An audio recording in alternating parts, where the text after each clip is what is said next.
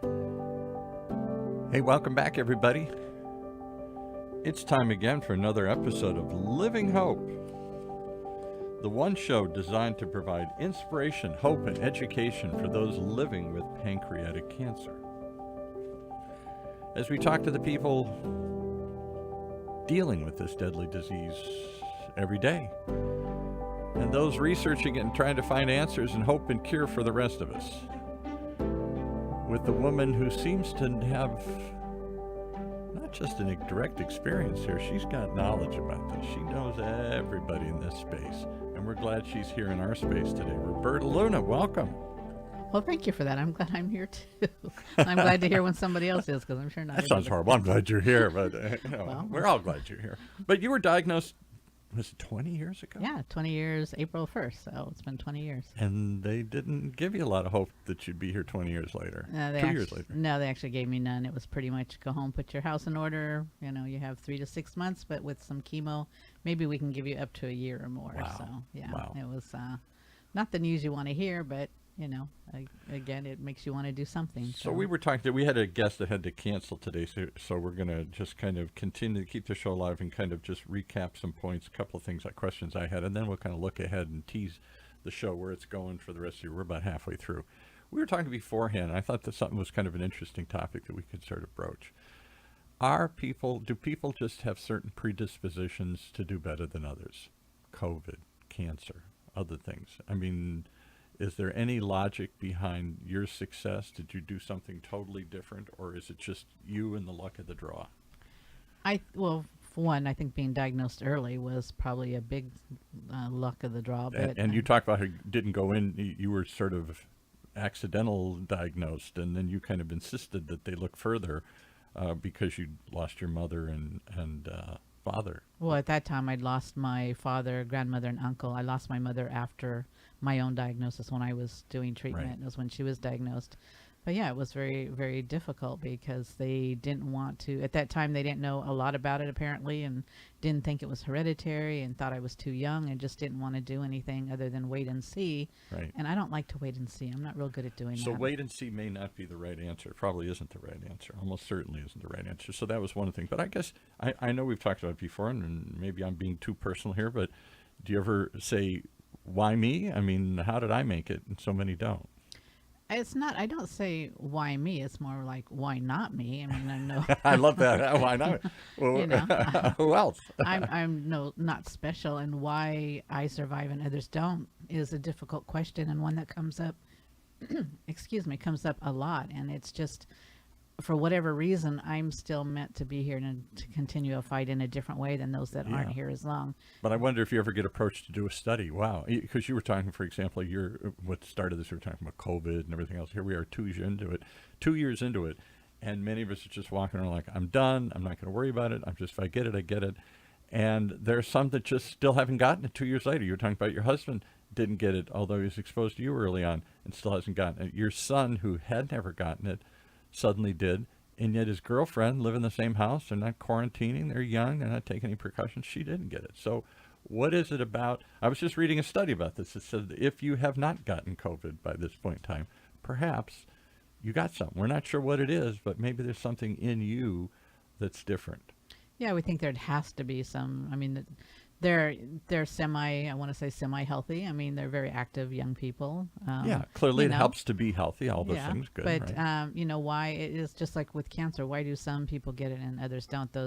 We've run across many people who live, if you want to say, the perfect life. Yes. They don't drink, they don't smoke, they exercise, they eat properly, and they still get cancer. You had that one guy, JB's friend? Yeah, Tyler. He was 25 years old when he died from pancreatic cancer. Athlete. Yeah. Very active. Right.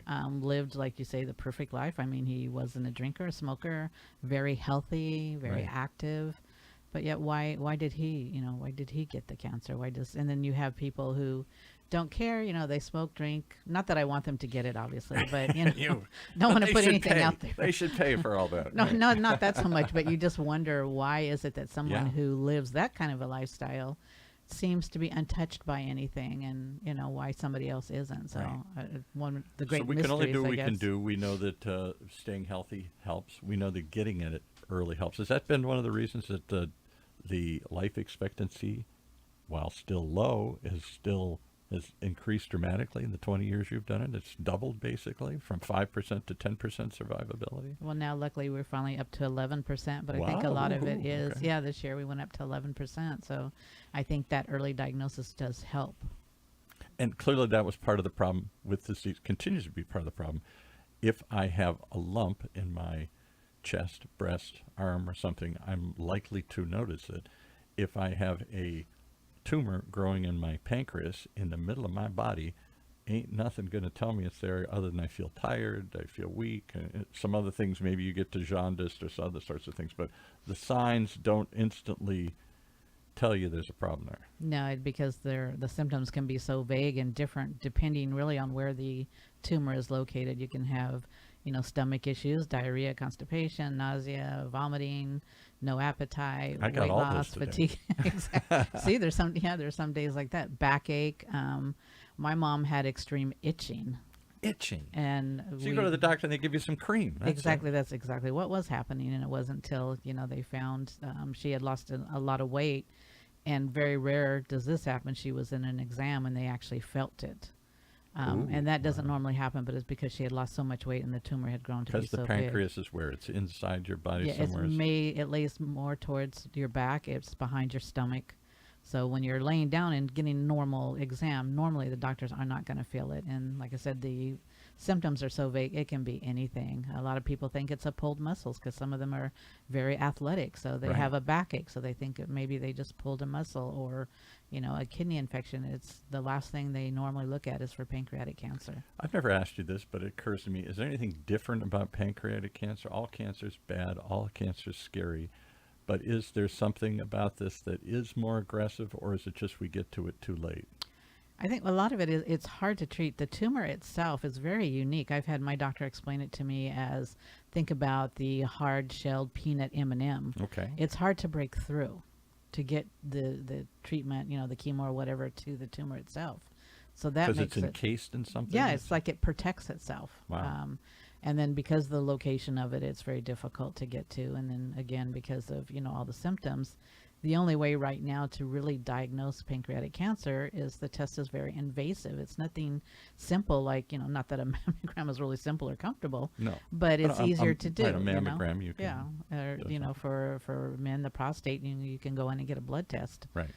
There's nothing like that yet for pancreatic cancer, so that makes it difficult. Well, blood tests would be the big breakthrough, I would think. If they could do something and screen it, then you'd catch it early in your regular blood work that you do if you do a physical every year, whenever you do a physical. Yeah, and that's the dream is to have a blood test come out that we can use. And what is it you would think could just show up? Because there must be little cancer cells floating through your body. I guess they're always there, but your body kills them most of the time, in one way or shape or another. But I guess I don't understand why I can test. Certain cancers have blood tests, but some don't. I guess I don't understand why. It's just that's a good question too, but Yeah. it's just one of those that are really hard to detect, and they haven't been able to come up with anything yet that is easy to look at. I mean, they have, a way they can kind of monitor your tumors, what it's doing, but that's not even a guarantee either. So. Well, I'm pleased as we look back at this second season, this last season of the show here, and we look ahead to the future. You've had some really interesting guests. I really liked Kitty Swink. Is that her name? Oh, yes. Kitty is wonderful. Yes. And she went through did she go through it twice or two different kinds of She cancer? had breast cancer first, and then she was diagnosed with pancreatic Two cancer later. cancers. Yeah.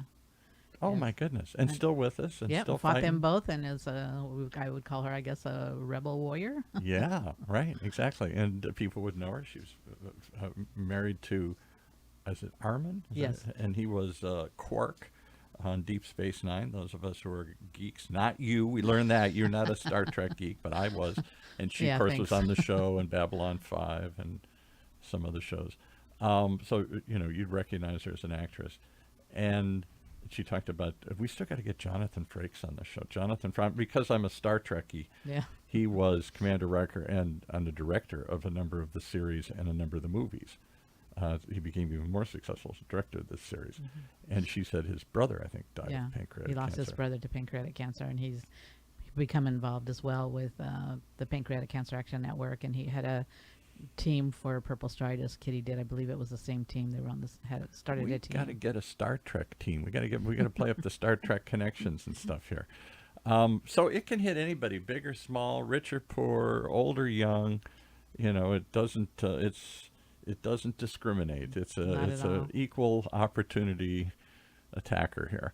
I who's coming ahead? We'll give us some teases. What do we look forward to? Well, we have the Hershberg Foundation is actually for pancreatic cancer research. They're actually celebrating their 25th anniversary. Wow, wow. So We of course had the founder in here. Was it Aggie Aggie? Hershberg and her daughter Lisa. Well, they're coming back in September Okay. to talk about where they've been, where they're going, what the future looks like, and just what Hershberg has been able to do in this 25 And years. she obviously she was blessed. She and her husband started. I think they distributed Nikes or something like that. Something like that. They built this Right. big, huge company. He died. She took this on as a cause and started this foundation, not just to give support and education, but to do research. I wonder if they've had any glimmers of hope in the research world here. They have, and I'm going to let them speak on that. Oh, So- okay. All right. So there's a tease coming. All right. This is September. All right. That's good. So they'll be back. All right. They've been on a couple times. Great. Yeah, they'll be And what back. struck me is her husband died years ago, wasn't it? Yes. Yeah, it's been over, 25 years. So she started it right away. And when she came and told the story, she must tell it every day, 100 times a day. It still choked her up. Yeah, it's an emotional. I mean, when you lose somebody, when you watch the devastation, I mean, like you said, all cancers are bad, yes, but there's something devastating about pancreatic cancer. When you can watch somebody lose 100 pounds in a short period of time, it's just the pain that they can go through. Some people are lucky and have no pain at all, but others, it can be an extremely painful cancer. Yikes. Okay. All right. So there's some good news maybe coming on the horizon there. What else we got looking ahead here? Well, in that 25-year celebration, we have the LA Cancer Challenge, which is a Hershberg event, and we're looking forward to that. That'll be on Sunday, October 23rd. And Sarah Banks is actually coming in September as well to tell us about that and what's happening with that and Okay.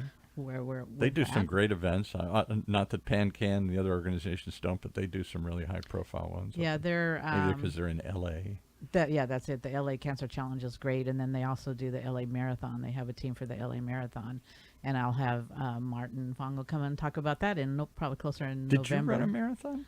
I did a half. A sort of run half of it? Well, I didn't run it. I walked it. Let me Okay. tell you, I walked. During one of my anniversaries, I decided to do it. I had actually was on a news program, and somehow I got rooked into it. I think I made the comment that I wanted to do it, not realizing the camera was still rolling. So then I felt was obligated. Obligated. And what is a marathon? 5 kilometers, 10 kilometers? Well, something? it's oh no, you would have to ask me like that. I think it's a 10K. 10K. I know there's 5Ks and 10Ks. yeah. There must be certain things. But yeah, it was long.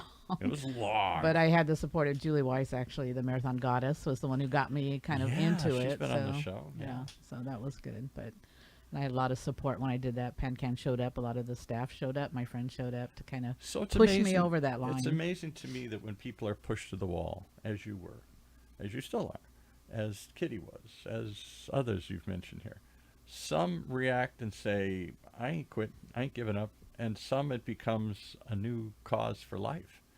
And as you survive and go on, they don't just walk away and go, whew, I don't want to ever think about that. And yet others clearly devastated by it, can't talk about it, don't ever want to revisit Yeah. it, think about it again. Here it seems to be dramatically different. It's sort of like, it always reminded me, this is a weird analogy, but I was always a military history buff. Growing up as a kid, a strange thing. What? You're doing what? You're reading about wars and stuff? And everybody, the big tough guys fall apart and cry, and the little skinny scared guys rise up and become Audie Murphy and World War II heroes. You never know how you're going to react until you're put under extreme pressure like that. Exactly. We have a lot of people, like you say. I mean, they jump right in and want to do something, and then we have others who turn away and don't ever want to hear about it again because it's so devastating for them. So, there doesn't seem to be any middle ground. A lot of these people do return and become involved, but it takes everybody their own time, and you just have to respect what it is that they need to do. One of the other things, I hope you'll find other guests to talk about this, as if they're willing to come forward and be this open and honest, is people are in denial. All these things. I've seen it in my own life. I had a cousin who died of not pancreatic cancer, but some other kind of cancer, and she knew it. But she just kept putting it off and not thinking about it. I'm going to face it. I'm going to deal with it. Steve Jobs, a famous story. He knew he was sick for a long time, but wouldn't go to treatment and wouldn't do anything about it. I'm tough, mind over matter. Didn't work. Then by the time he started trying to do, treatments and stuff, it was too late. It spread too far. Is that always a curse? We stick our head in the sands and we don't want to hear what we don't want to hear. I think so. I mean, I'm for all knowing the truth up front. I mean, you don't have to beat me up with it every single time, but I do at least want to know the truth when I'm starting and any changes like that. But if you're aware of what's going on, you can start watching for things and then get in and like I said, get diagnosed early, and then you are going to have a much better odd of survival. Not just pancreatic cancer, but I think any cancer, any illness, if you know what to look for, what to watch for, you don't have to become a hypochondriac, obviously, but just know your own body and know what it is you need to do. Don't stick your head in the sand, because that's not going to cure you. That's not going to help you. That's not going to give you a better life. If anything, that will probably shorten your life, in my opinion. We have a show. I don't know why I haven't thought to get you on there, but we should. I'll make a mental note about this. Health Talks with Dr. Trin. He's on the board of Alzheimer's, so he mostly talks about Alzheimer's and other things, but he talks about all health issues. And this morning he had somebody on talking about early diagnosis of cognitive decline, the early signs that you're getting Alzheimer's or other things. And we all ignore it. We all write it off. Oh, I'm just a little slow. I'm just struggling. I'm getting old. So what? And yet, if you get to these things early enough, you can slow down the decline, maybe even stop the decline. Mental exercises, change your diet, get more social, get more stimulation going on here. And yet we just ignore it until it's too late. And then like, what am I supposed to do now? Yeah. Nothing. It's scary. In fact, for me, Alzheimer's, that's all really, really scary.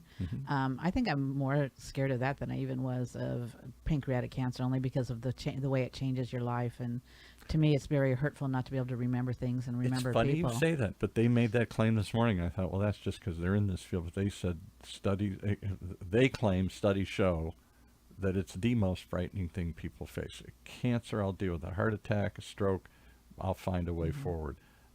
But if you don't know who you are, not much you can do. No, and I think for me, it would be the hurt that I would see my loved ones going through, because I don't remember them when they come in. And I know we've talked about, chemo brain in the past, and it does exist for those who say it doesn't. There have been studies it does. But I was going through that, and the first thing I thought is, oh my God, it's Alzheimer's. Yeah. So I actually did go to a doctor to get checked, and they did. They tested me, and they said, no, it's not Alzheimer's. It's just chemo brain, which is fine. But I did start doing the exercises that they had recommended, which is just simple things, crossword puzzles, word searches. Mental challenges, right? Things like that, because that scares me more, really, than the pancreatic cancer does. Interesting. All right. Well, because what you've gone through sounds like the scariest thing in the world I can imagine here. And yet even tough Roberta's got her limits here. A little bit, yeah.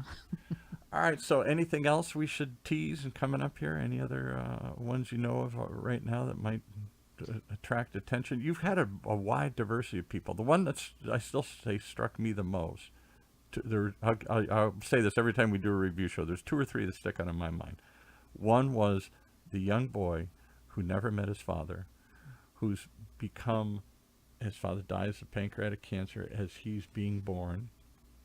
I'm going to get choked up. His father fights to hold on so he can hold his newborn baby for a moment and see him and touch him before he dies. And somehow in that touch, in that act, he somehow, I don't know, maybe I'm making too much of this, but somehow the child is born wanting to know his father and wanting to honor his father. The father who touched him, but he never... remembers it. And so he stayed involved as a youth, and now he's, I think, a teenager or something else. Yeah, he's a sophomore in high school, and he stayed involved. He actually, at that time, was probably our youngest advocate. Yeah. He would go to Washington, D.C. with us and share his story with our representatives there, because, we're asking for more funding and not to cut the funding we have. So to go and share your personal story is very touching, but to have a young child come up and never met his dad, but is there in honor and in memory of his dad, was just very, talking about getting choked up. He had them crying on the hill. I don't know why that one grabs me so, but it does. You always want your kids to remember this kid didn't even get to know his dad, and he's only sort of known him by meeting others who knew his dad. Yeah, luckily they've been able to keep that alive, and so he's known his dad, like you say, through others, which is at least something, but not the same as being able to actually grow up with your dad. So that was one that struck me. Another one that struck me, similar kind of story. JB, is it JB? Yeah, JB, you got it. And his friend, as we mentioned, Tyler. It's just his buddy. And we all have buddies. We all have people we grew up with, and they die. I've had buddies that died. I didn't suddenly take on their cause and make it my cause. That was their problem, not my. I'm sorry they died, but I got my own problems. So he's picked that torch up and runs your chapter now. He's continued. Yeah, he's continued. JB invited him to an advocacy day. He came to his first advocacy day, and just continued from then, even after. He's continued to fight in his friend's name. Yeah, he has. He's the affiliate chair for the Orange County PanCan affiliate. He's works at Angel Stadium. Was a great help in getting us to do our Purple Stride at Angel Stadium. Big tough guy. Yeah, not if he was a tough guy, but he looks like a big, Well, he's a retired, I believe, Army. So something he just like retired from the Army. We grabbed him right away to do the. All right, so the continuation of the story in their honor, in their memory, those strike me. The other one, just the strangest story you've ever told. I'll never forget when a couple comes in. He's a doctor, she's a psychologist or something. They both have long, happy, loving marriages, and they both lose their partner. They both lose their spouse. And after this trauma, never going to date, or whatever, so they go on like a dating app or something and meet. And wouldn't you talk about fate? The ones you find is somebody who went through exactly what you went through. And rather than them saying, well, that's interesting, now let's never talk about our ex, I don't want to hear about your old husband. You don't want to hear about your old wife, how much you loved him and how much you missed him and everything here. Hey, I'm here now. Forget about them. I'm here. They have both made a commitment to, it's almost like they're keeping their spouses alive and talking about this and continuing the work in their name together, each talking about each other's spouses who, of course, they never met or knew. No, and it's really a unique relationship, like you say. I mean, I assumed that they met at a support group. Yeah. So when they came on and they said they met on a dating app, I was like, oh, okay. It kind of took me by surprise. And of all the people I could meet on a dating app, I got to meet somebody who went through the exact same thing I did here. But they both have said that, if they knew the spouses, they probably would have been friends, So right. that was like, But I think it really shows something that you can love more than one person in a different way, and still honor and love the person, your new spouse. And what they've done is tremendous, and I just really respect them a lot. They were one of our top fundraisers for our Purple Stride that we just had. And to be able to come together and do that as a couple and be able to talk about the spouses they've lost with no jealousy, I just think it's amazing. I think it's amazing. I hope I could be that person. I'm not sure I could. No, I can't, because I've already told Vic when I go, I'm going to haunt him. So any relationship he has is done. It's doomed. Yeah. It's doomed, buddy. All right. So those are a couple ones that stick out. Which ones stick out in your mind other than those? That's a good one there. I think the sisters from Iowa. Oh yes, that was I didn't realize at the time that Wendy had moved to help Kelly when her husband was diagnosed. So that to me was another show of love and compassion that you can change your whole life. Just to come and support and be with somebody. So drop everything and go. Yeah, it's just I think I learned something different from everybody that's come on. When we had Dr. Melissa Goldsmith come on. In fact, she'll be on again. Okay, good. In a couple of weeks, I think. To hear that as a child, she already knew she wanted to be a doctor and deal with cancer. I remember that. That really touched me and really took me by surprise. I thought you were going to say the one that I saw you get the most touched over was somebody came. I'm coming to that one. Oh, go okay. ahead. All right, go ahead. You tell it. You tell it better than I do.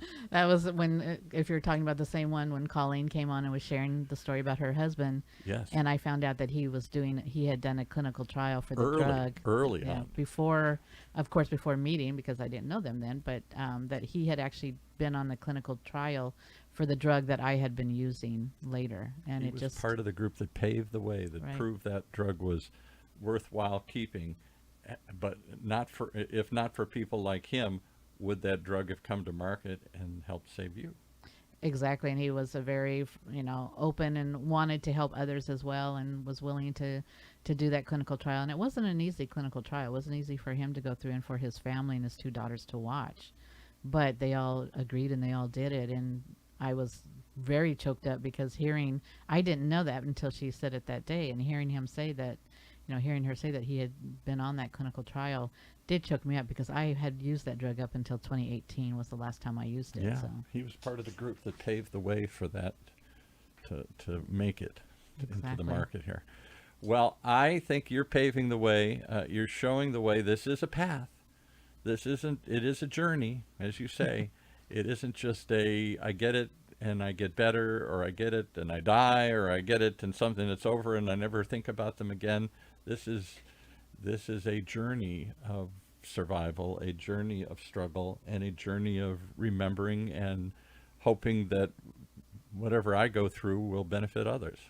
Exactly. And like I said, some of the stories, they don't end the way we wanted them to, obviously, but still those people were important to their loved ones. And I think hopefully to the people that listen and watch the show as well, they become important. They become part of your life. And it's just, I hope, something that everybody can gain something from, something positive, even if the story isn't ending the way we want it to. I feel like the people you've rattled off here have become part of my life in a weird way. At least part of my collective memory. I tell these stories. I share these stories. I was moved by these stories.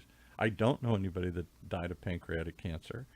I know lots of people who've died of lots of other things, but somehow I've learned about a world I never knew, and from a perspective, it's hard for me to imagine at this point what it's like to go through it, or what it's like to be around somebody with it. There's some similarities to watch the death of my mom and my dad and my aunt, and so there's some similarities in watching that and struggling with that and being prepared for it. You talked about all that.